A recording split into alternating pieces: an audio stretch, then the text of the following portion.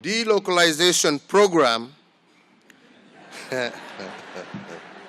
has created, and I emphasize, has created some unforeseen challenges that have in some instances affected some teachers' families.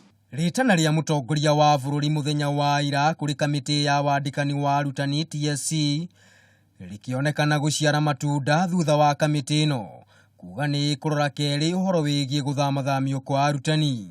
So that ladies and gentlemen, kuhitukira ndumiriri kuma kuri murugamiriri munene wa kamiti ya wandikani wa arutani Nancy Macharia iria thomirwo handu-ini hake ni mutabariri wa ihinda wa TSC Rita Wahome mwena wa Gicũa-ini.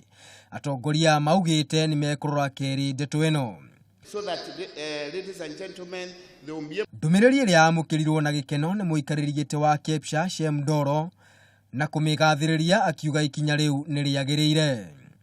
With specific consideration to teachers' age and the socio-cultural context, particularly the family setup. Hiyo si namna hiyo. Yes.